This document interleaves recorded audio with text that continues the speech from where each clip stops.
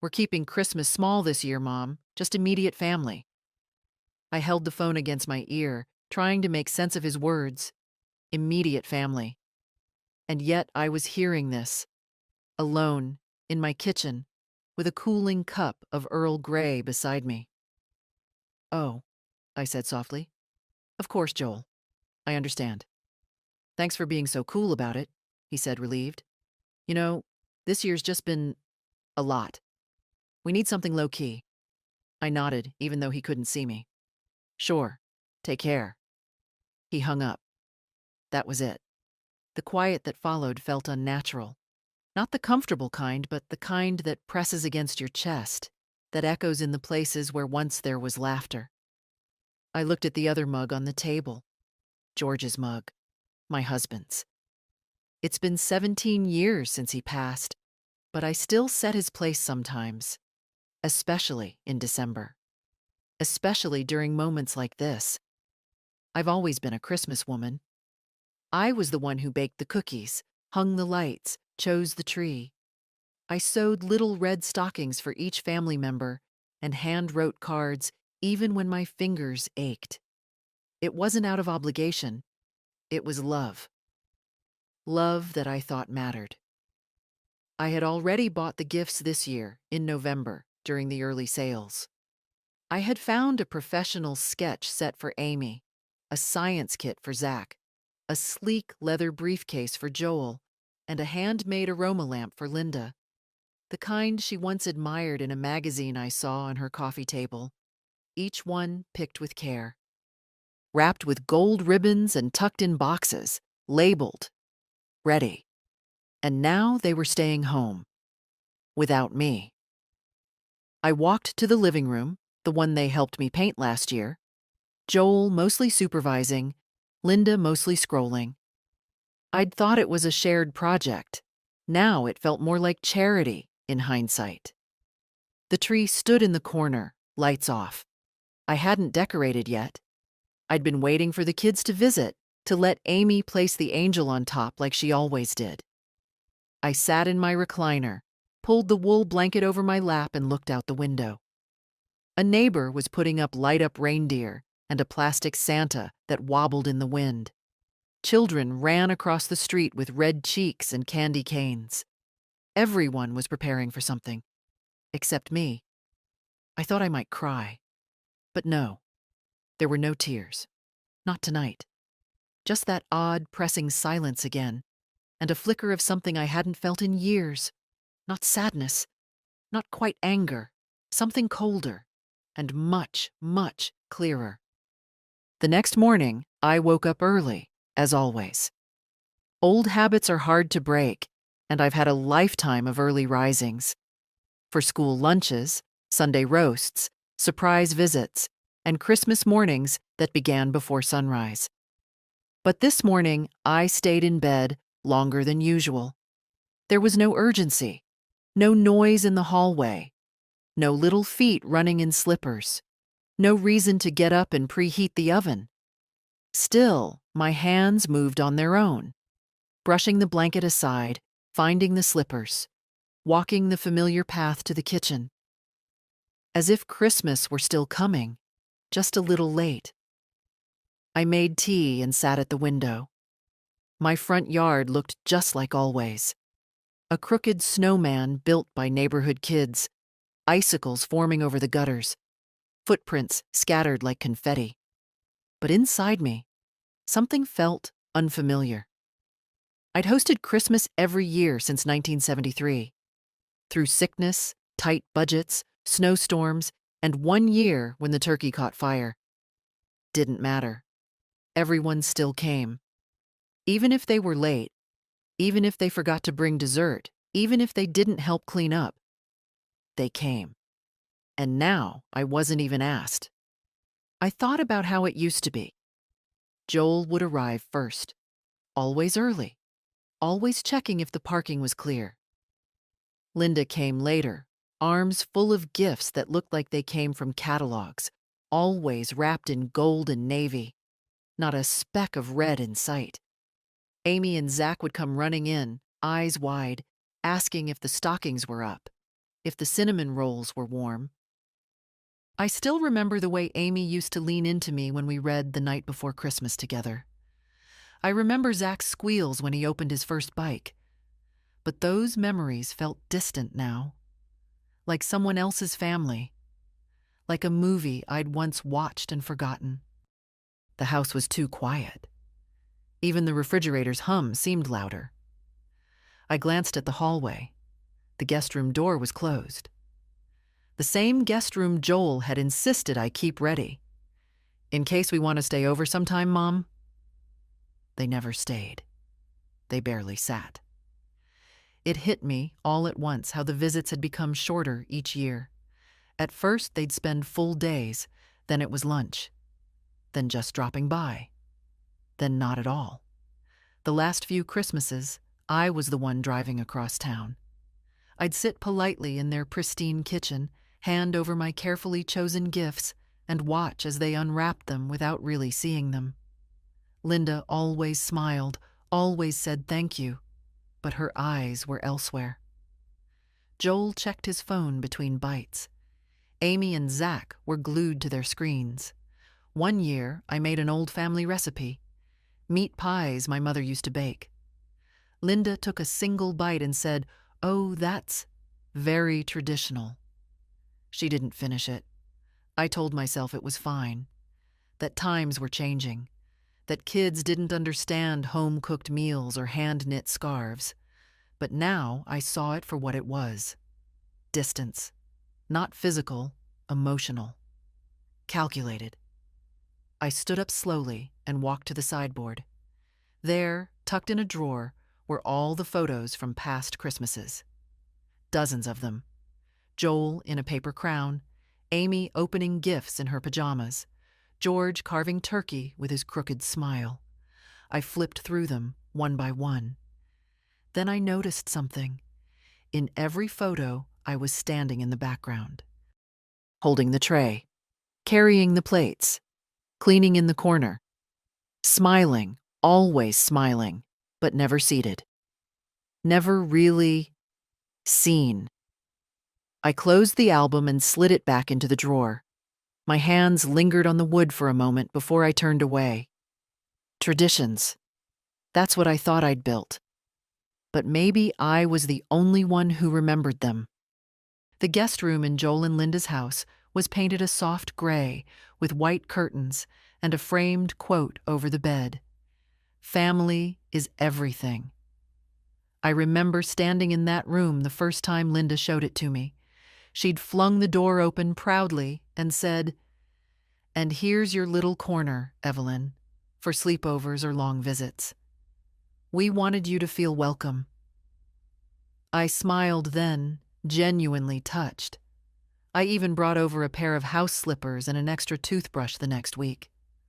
I folded my nightgown into the dresser drawer, just in case. That was 2 years ago. I've never slept there. Never even sat on the bed.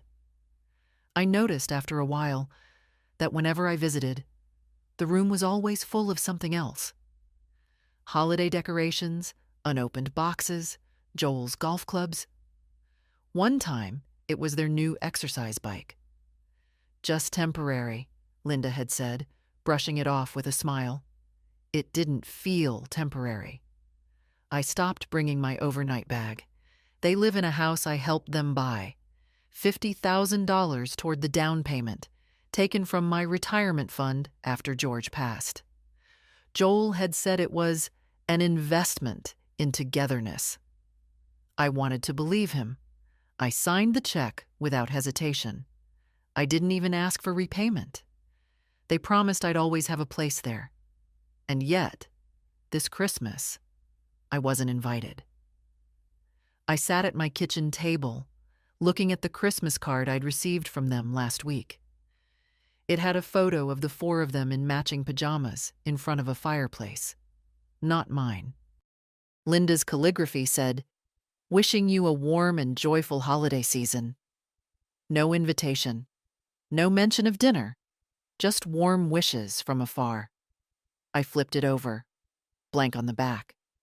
I thought about the first house Joel and Linda bought. It was smaller, older, closer to my neighborhood. Back then, Linda would ask for my help, choosing curtains, organizing the pantry, minding the kids. She seemed to appreciate me. But over time, things shifted. Linda's smiles became tighter, her compliments more polite, her requests fewer. I once overheard her on the phone saying, "My mother-in-law means well. She just doesn't really fit in with our circle." That was 2 Christmases ago. She hadn't meant for me to hear it, but I did. I never mentioned it. Now I wish I had. They talk about inclusion, about family values. They buy books on mindfulness and donate to holiday charities. But they can't make room at their own table for the woman who kept their lights on more than once. I'm not naive. I know Linda has always found me quaint, too simple, too baking soda for cleaning, and not enough essential oils. I don't belong in their curated version of life. Still, it hurts. I stood, walked down the hall, and opened my own guest room door. It's nothing special. Just a twin bed with a crocheted blanket and a tiny lamp George wired himself. But I've hosted so many people there over the years. Friends, neighbors, even Joel once when he fought with Linda and needed space for the night. It smells like lavender and old wood and something warm I can't quite name. I sat on the edge of the bed and folded my hands. They built a room for me that they never intended me to use. But here, in my own home, every room has memory. Real ones. Messy ones. Full of noise and food and accidental love. And maybe that's the difference. Maybe they built a house, but I built a home. I told myself I wasn't going to do it this year. No shopping, no wrapping, no digging through flyers for the best deals. Not after that call. But old habits don't die quietly. So there I was, standing in the middle of the department store, coat unbuttoned, scarf unraveling, list in hand. The same store I visited every December for nearly 50 years. The same soft carols playing overhead. The same garlands twisted around every checkout lane. And me, still here, still playing the part. Amy liked sketching, so I found the upgraded marker set she'd mentioned back in July. Dual tips, hundreds of colors, a case that zipped all the way around like a suitcase. Zach had started reading graphic novels, so I picked up the latest in that series with the strange talking cat. I didn't understand it, but I knew he'd light up. I even found a little jar of imported bath salts for Linda. Rose and sandalwood. Expensive. Delicate. Pointless. For Joel, I hesitated. What do you give a man who doesn't have time to call you? I wandered the men's section, fingers brushing over wool scarves, leather gloves, cufflinks behind glass. I settled on a pair of wireless earbuds. Top of the line. Something sleek and practical. Something modern. Something that said, "I'm trying to stay in your world." I carried the items to the register. The young girl behind the counter smiled and said, "Got a big Christmas planned?" I blinked. For a moment, I wasn't sure how to answer. "No," I said, finally.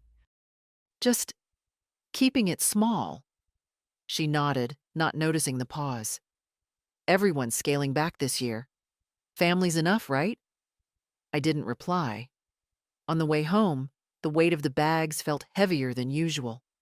I used to feel proud walking back with my arms full. Proof of love, preparation, care. Now they just felt like burdens. Proof of something I wasn't ready to name. At home, I set the bags on the dining table and sat down beside them. One by one, I unwrapped the items from their glossy store bags. I folded them into tissue paper, tucked them into boxes. I tied each one with ribbon. I even wrote their names on the tags, like I always did.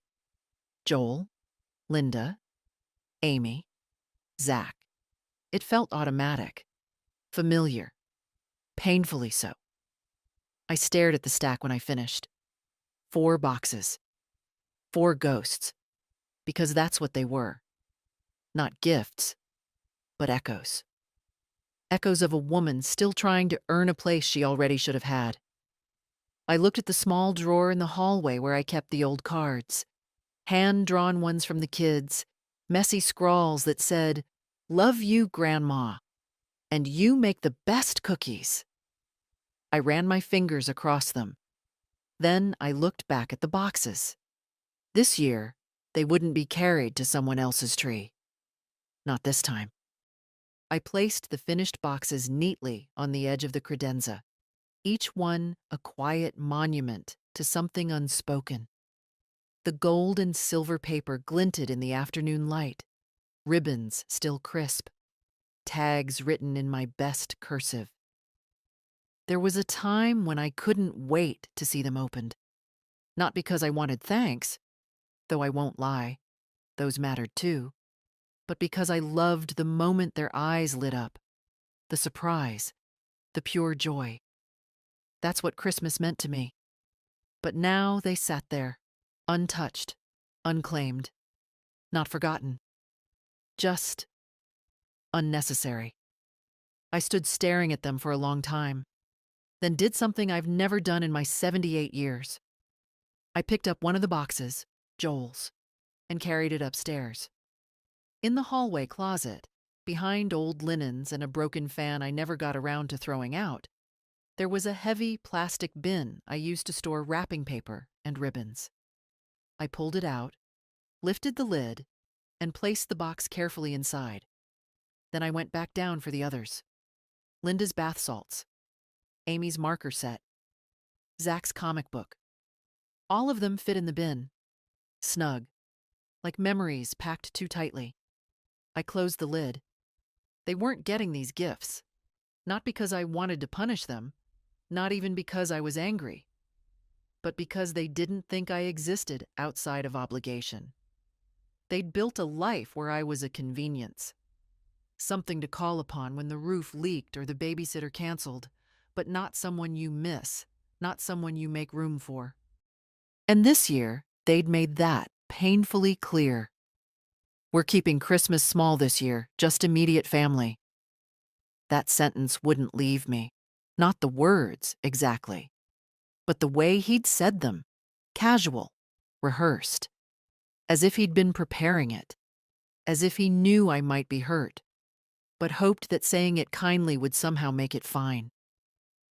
I thought about calling him, about saying something, about reminding him of all the years I showed up, the birthdays I never missed, the nights I sat up sewing Halloween costumes because Linda didn't have time, the Saturdays I brought groceries when their bank account ran low.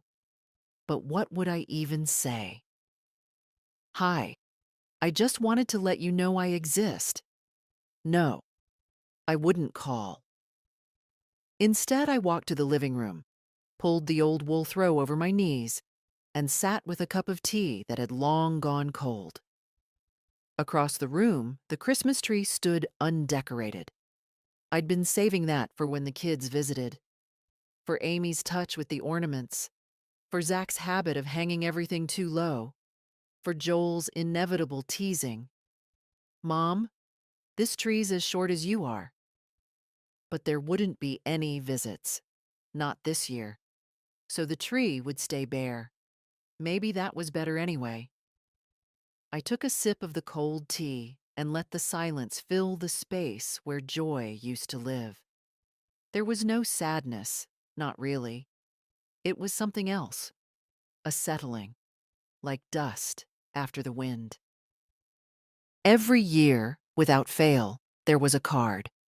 Sometimes late, sometimes smudged, but always there.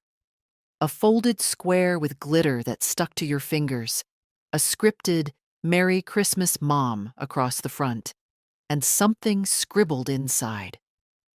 Even when the words were impersonal, "Hope you're well, love, Joel and family," I kept them. I have a drawer full of them, tucked beneath old bills and recipe clippings. This year, the mailbox stayed empty. Well, not completely. The usual flyers came, all bold letters and discounts. 40% off turkey roasts, last-minute stocking stuffers.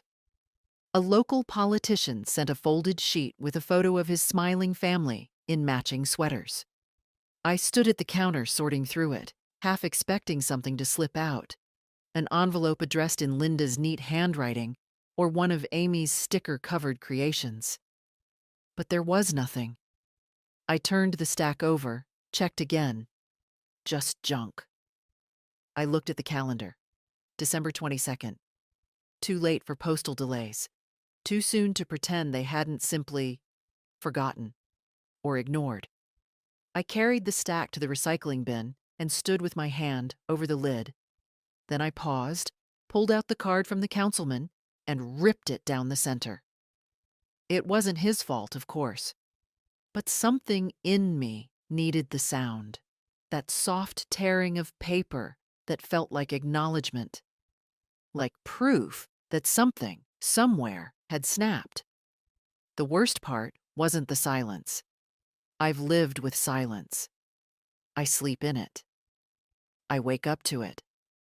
No, the worst part was the clarity. They hadn't forgotten the card. They had decided it wasn't needed. I made a sandwich I didn't want and sat down at the kitchen table. The tree still stood undecorated in the corner of the living room. The smell of pine barely clung to the air anymore.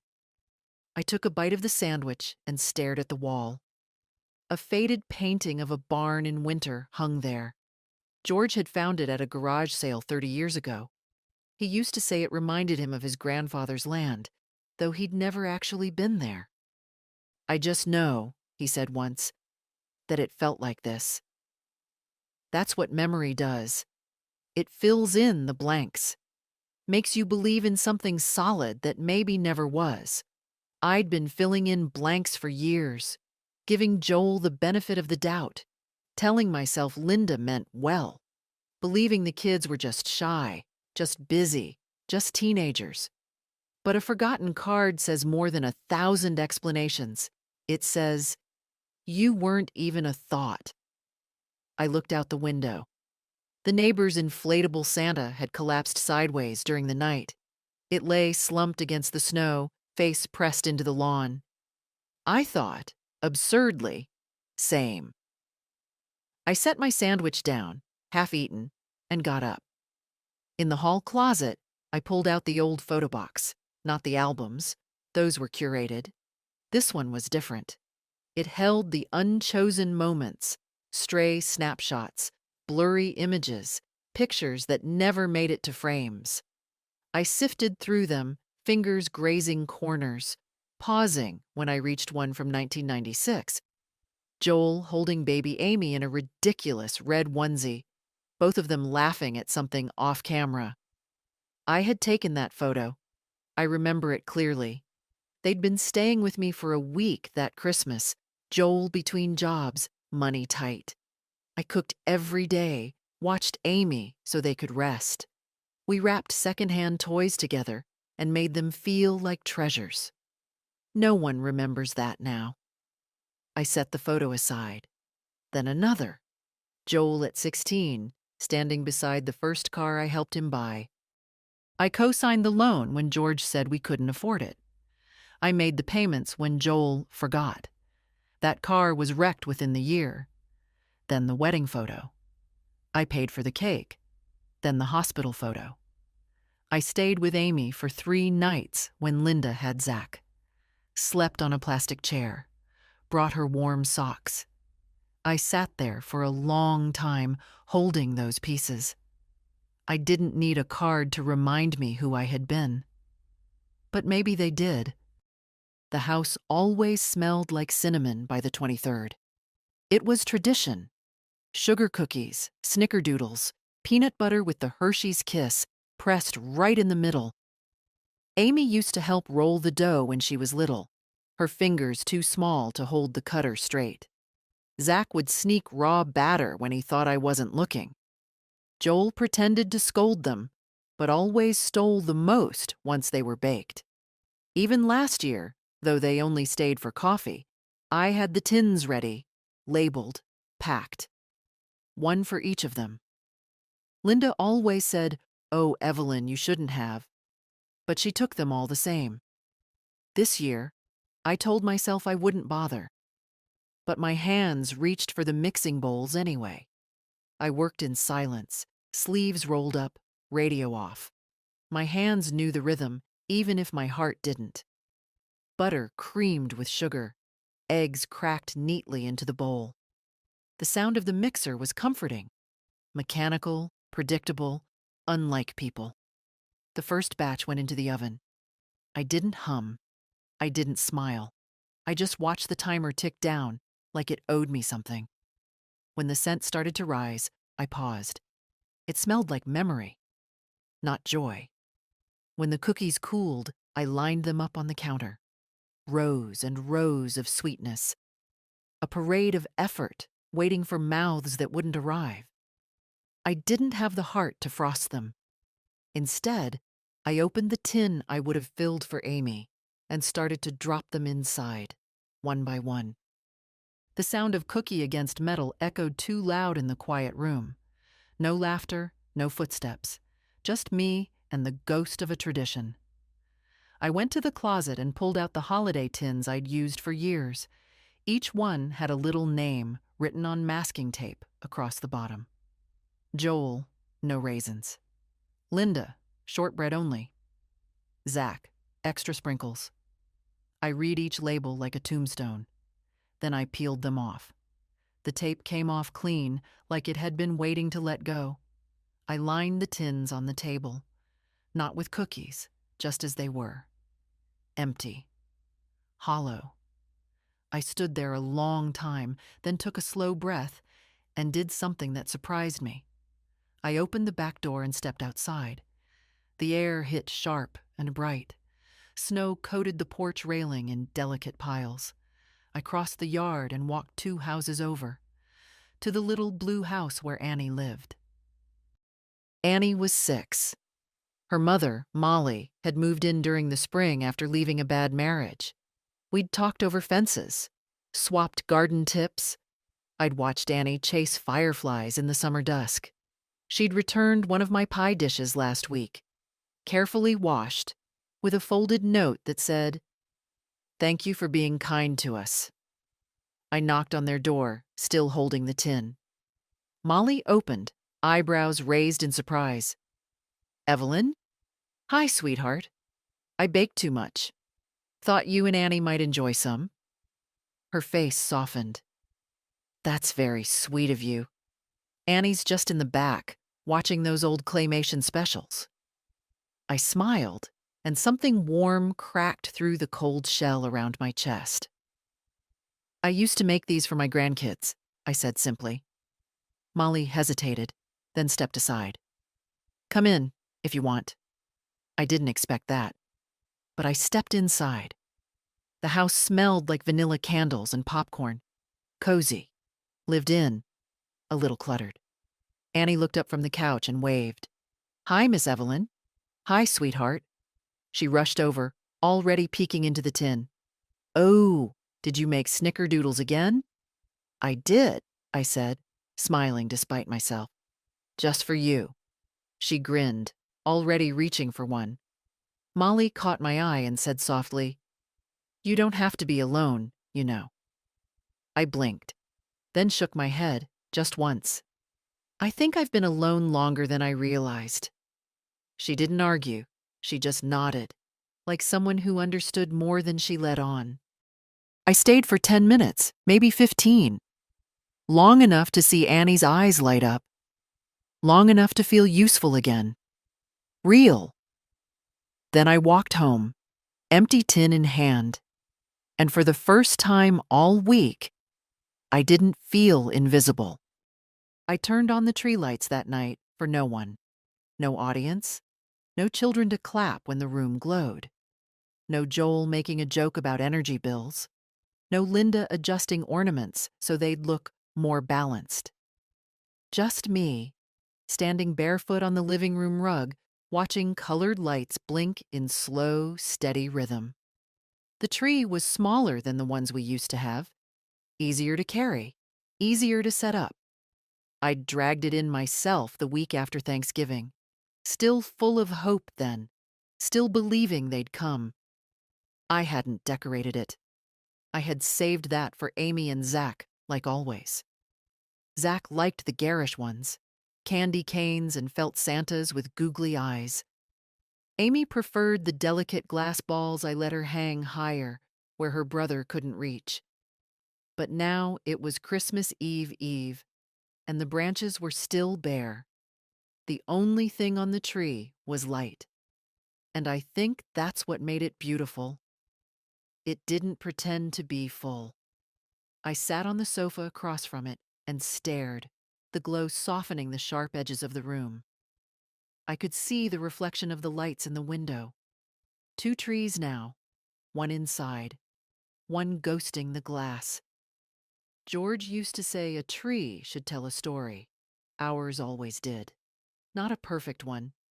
We didn't color coordinate or buy new ornaments every year. We used what we had: popsicle stick stars, paper angels yellowed with time, a crocheted snowflake I never quite finished. He'd lift Joel up when he was small to place the topper. Later, Joel would lift Amy. It was always a family moment, a ritual. I didn't know then it was something you could lose. I looked at the box of ornaments still sitting unopened by the fireplace. I thought, briefly, of pulling them out, of finishing what we always started. But it didn't feel right anymore. Not because I was angry, because it would have been pretending. Pretending this was still a house waiting for someone. Pretending they might walk through the door, cheeks flushed, arms full of gifts, saying, "Sorry we're late, Mom." They weren't coming. And this tree didn't need anything else. It wasn't empty. It was honest. I poured a small glass of brandy, the bottle I kept in the back of the pantry for special occasions, though I hadn't opened it since George passed, and toasted the tree. "To quiet truths," I whispered. The glass clinked against itself. Then I stood and walked to the mantel. There, among old photos and knickknacks, was the framed picture of George and me on our last Christmas together. He wore that ugly green sweater Amy had picked out. I wore a Santa brooch he always said made me look dangerously festive. We looked tired, but we were smiling. I touched the frame gently. "If you were here," I said quietly, "I wouldn't have to explain why this hurts."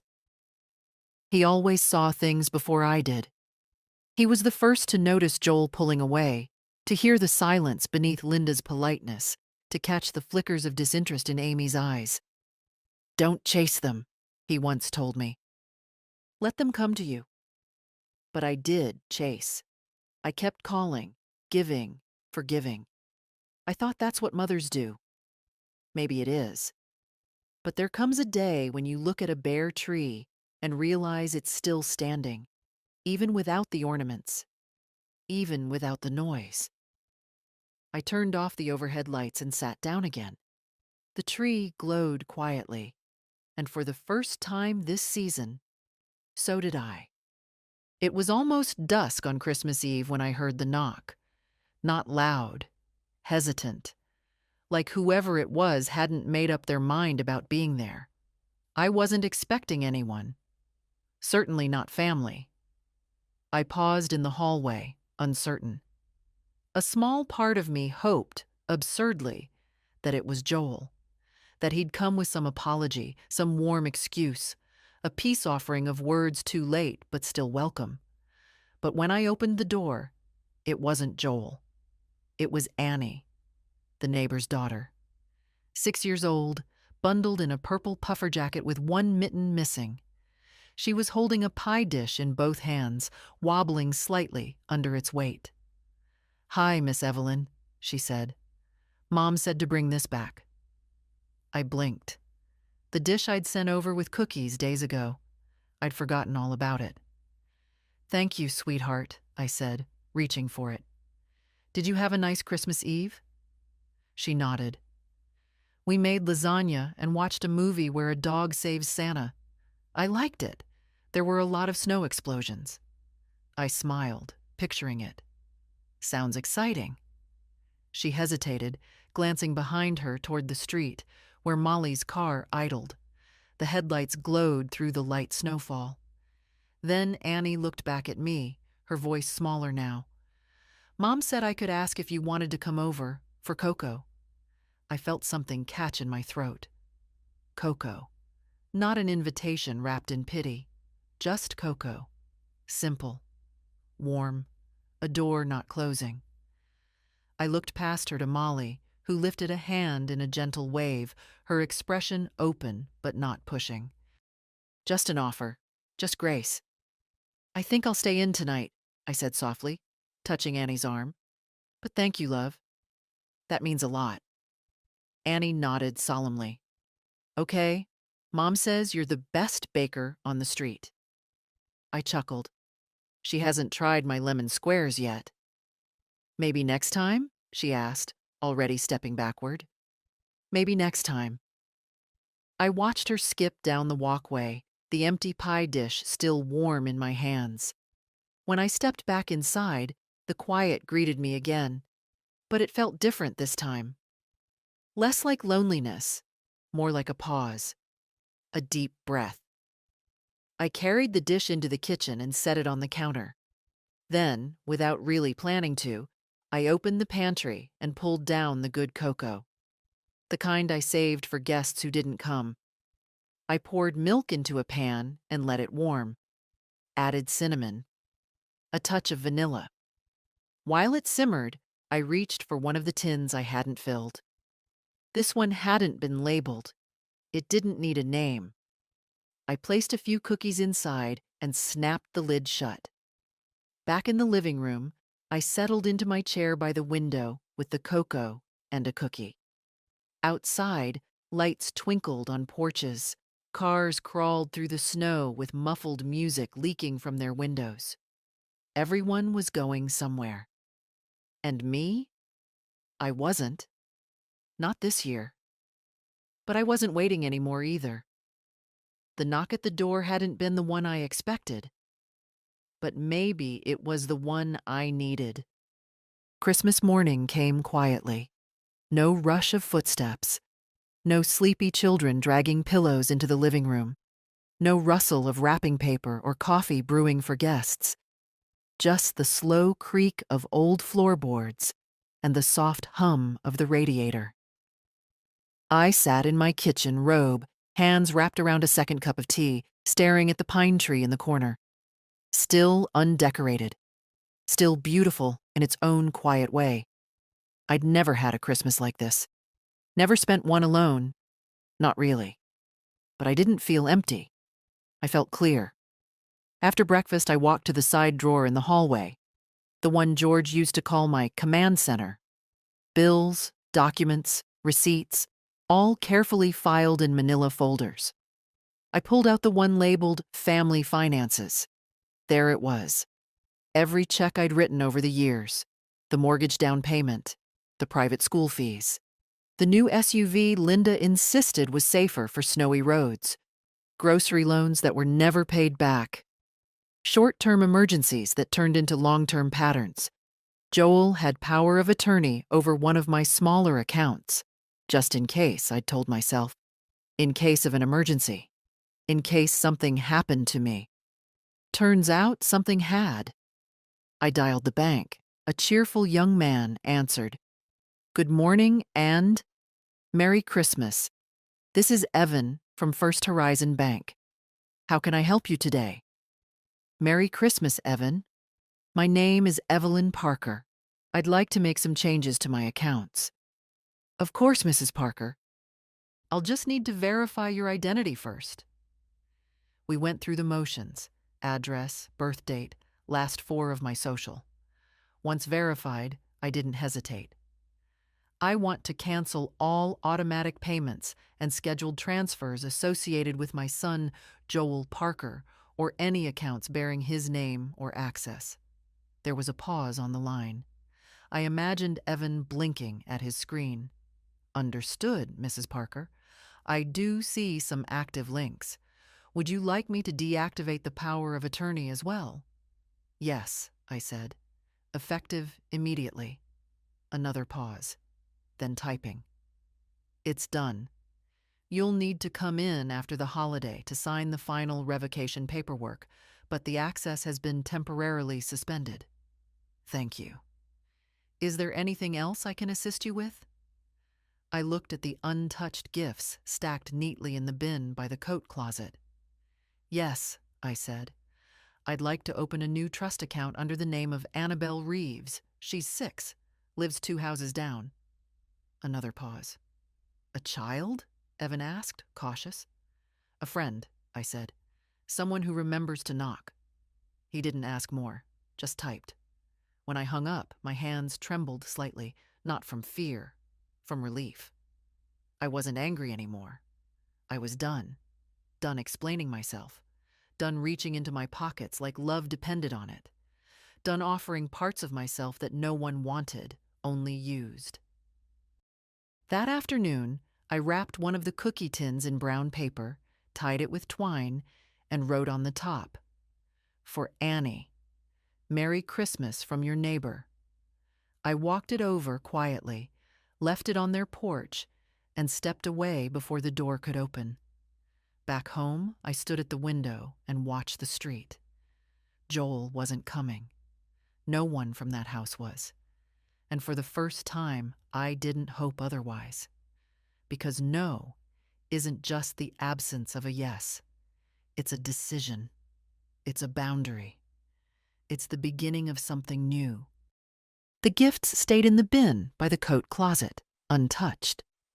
I didn't plan to move them again.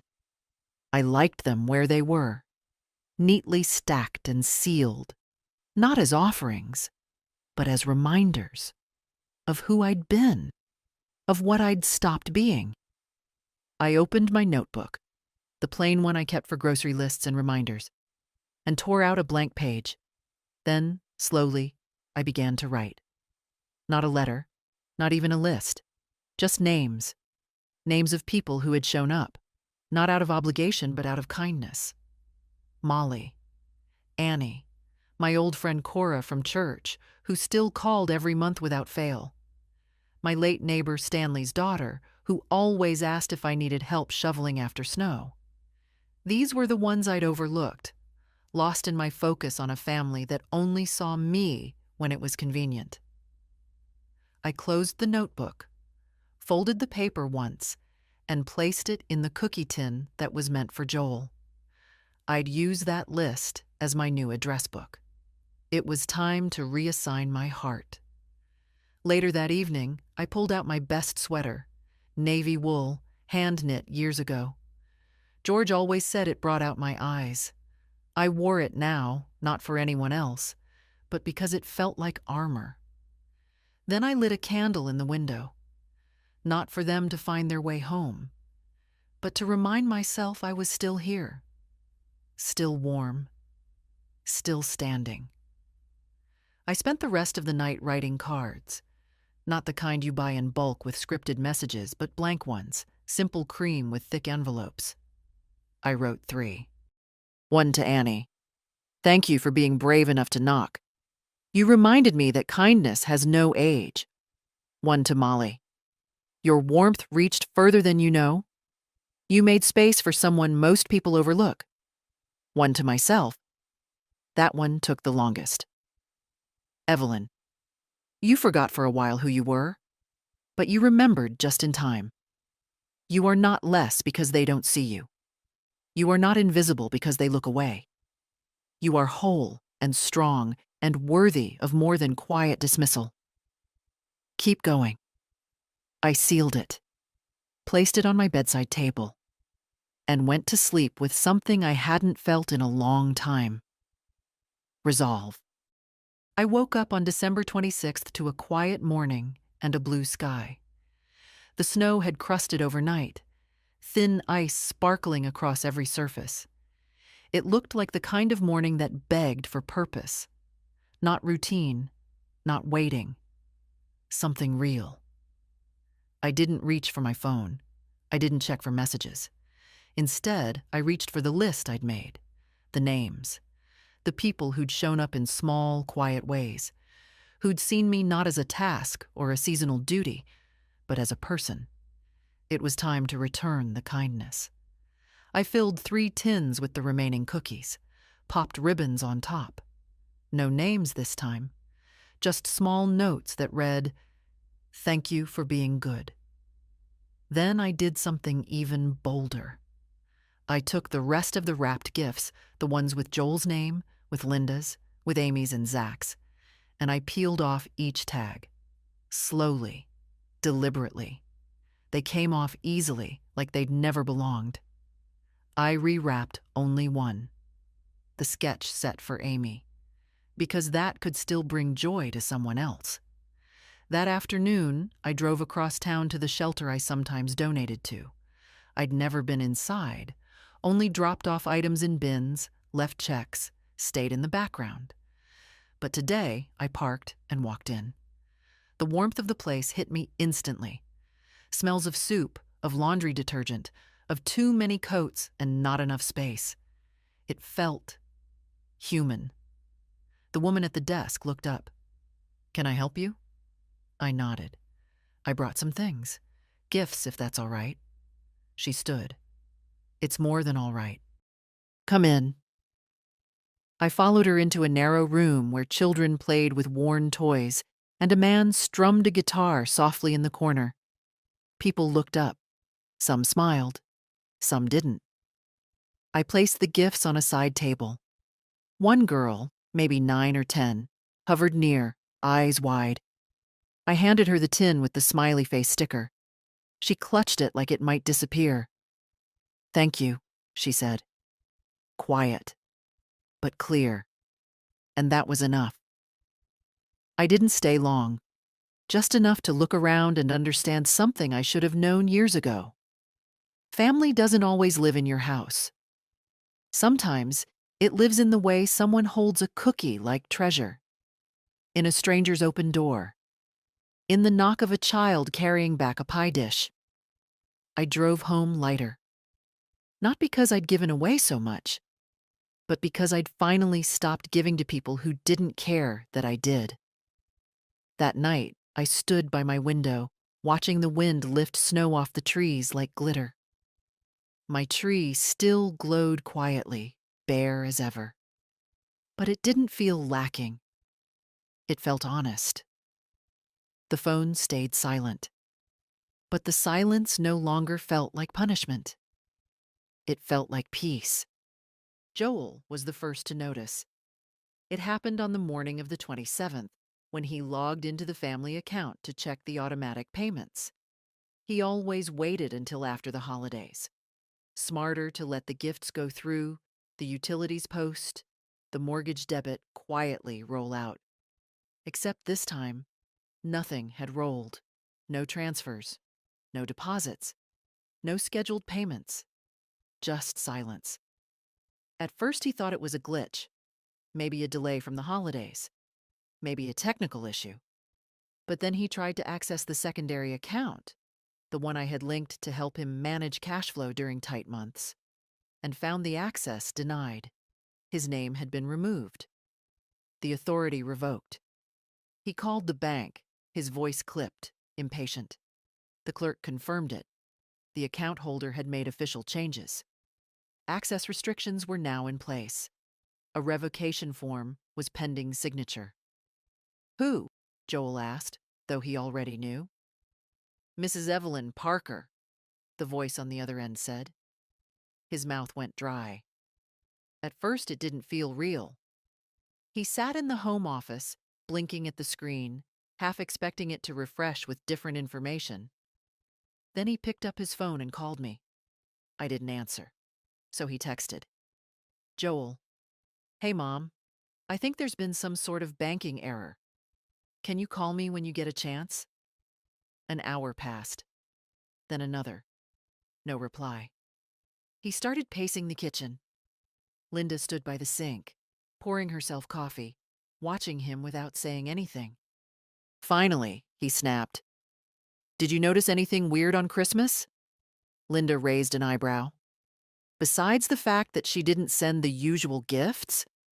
He turned to her. Exactly. Nothing. Not a card, not cookies, not a single thing.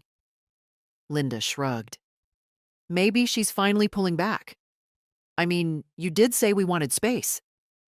He stared at her. She kept stirring her coffee.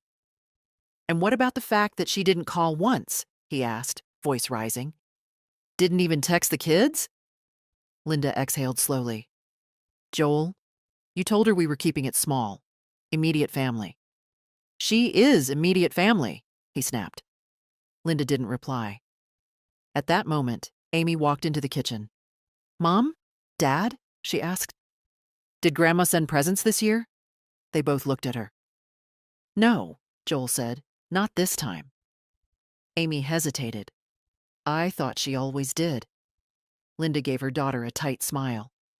People change, sweetheart. Maybe she's tired. Zach appeared in the doorway. But she sent cookies last year. Did she get sick or something? Joel opened his mouth to answer, but nothing came. Because the truth was, he didn't know. He hadn't called on Christmas, hadn't even checked in. And now, for the first time, something dawned on him. She hadn't forgotten them. She had chosen not to be there. He left the room, phone in hand, and dialed again. Still no answer. He opened the front closet, expecting to find the stack of gifts she usually delivered. Left by the door if she thought they were out. But there was nothing. He went out to the porch, checked the mailbox, peeked behind the potted plant where she sometimes left a tin of cookies with a little note tucked inside. Nothing. No note. No cookies. No Evelyn. Later that day, he called the bank again, asked if anything else had been changed. The clerk was polite but firm. His access was gone, and a new trust account had been opened, under someone else's name, a child's. Not Amy, not Zach. Someone he didn't know. That evening, he sat on the edge of the bed, staring at the carpet while Linda brushed her hair in the mirror. She's really done with us, he said quietly. Linda stopped brushing. She cut us off. Still, she said nothing. And that, Joel realized, was as close to a confession as he would get. The phone rang just after noon. I saw his name light up on the screen. Joel, my son. My boy who used to sleep with one foot out of the covers, who once cried because he thought he'd hurt a ladybug. The same boy who now only remembered me when something stopped working. I didn't answer. The ringing echoed through the room like a challenge. I sat in my chair by the window, hands wrapped around a warm cup of tea, watching flakes of snow drift across the road. It rang again, and again, then stopped. Then came the text. Joel, Mom, please call me. I think there's been some confusion. I just want to talk. I set the phone face down on the table. It buzzed twice more before falling silent. He didn't want to talk. He wanted to undo. Undo the silence. Undo the stillness. Undo the decision that finally said, no more. I understood his confusion. For so long I had been reliable. Not in the good sense, but in the taken-for-granted one. A pantry always stocked. A checkbook always open. A calendar always clear. But now I'd change the terms. And people don't like it when furniture starts speaking. He called again in the evening. This time, he left a voicemail. His voice was tight, measured, too polite. The tone people use when they're trying not to sound guilty. Hi, Mom. Just wanted to hear your voice. The kids were wondering why they didn't hear from you on Christmas. I told them you probably got busy, or maybe your phone was off. Anyway, give me a call when you get a minute. We missed you. He hung up without saying, love you. I didn't miss that part. I sat in the dim light of the living room, staring at the glowing tree, now slightly wilting but still holding itself with quiet dignity.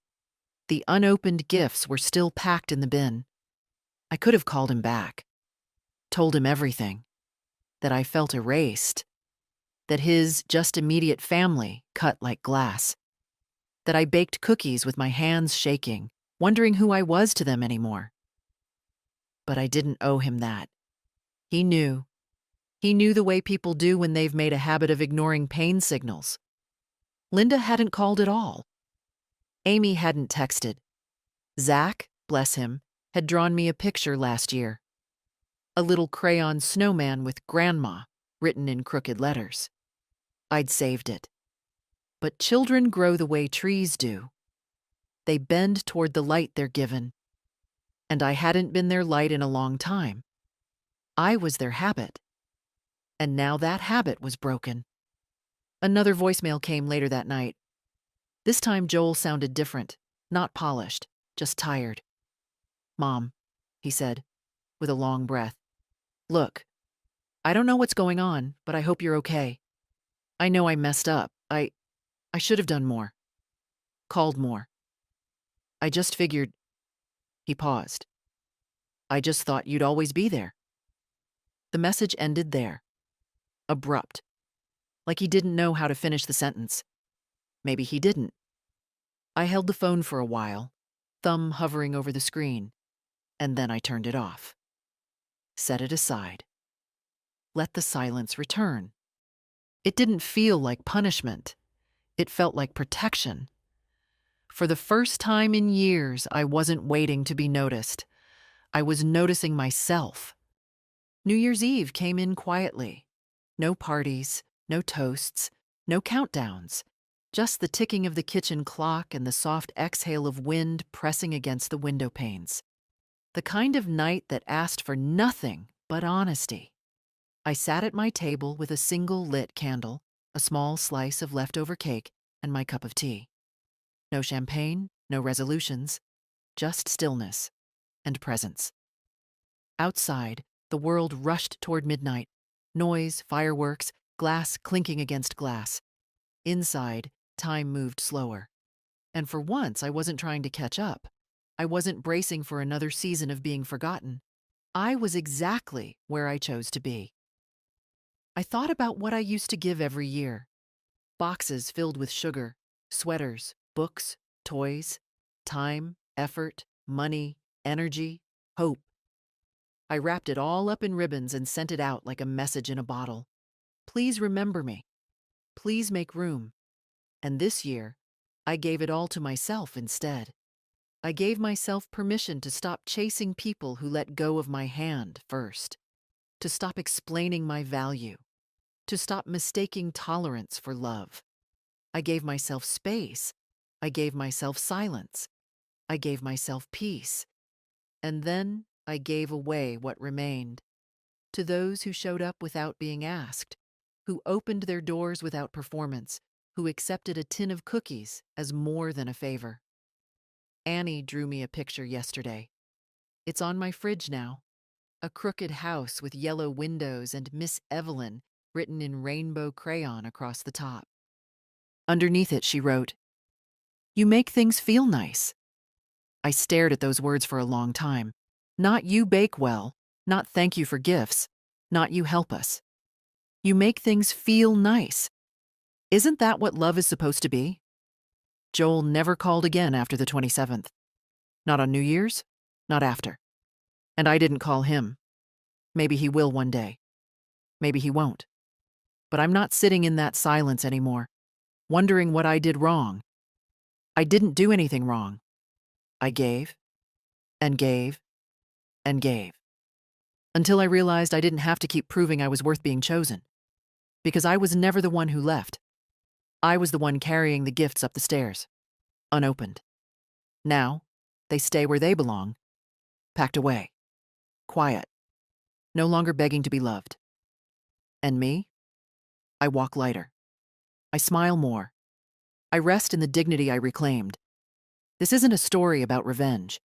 It's a story about return, not of people, of self. And if you've ever sat beside an untouched dinner, stared at a phone that didn't ring, waited for a knock that never came, you already know this story. You already carry the ending in your chest. You don't need to be chosen to matter. You don't need permission to stop giving to those who won't see you. You are not a backup plan, not a seasonal accessory, not someone's convenience. You are the whole thing, the home, the light, the gift. If this story found something in you, a memory, a sigh, a strength, then share it. Not for me. For the others, still sitting with wrapped gifts and unanswered calls. Let them know they're not alone. Let them know it's never too late to choose yourself.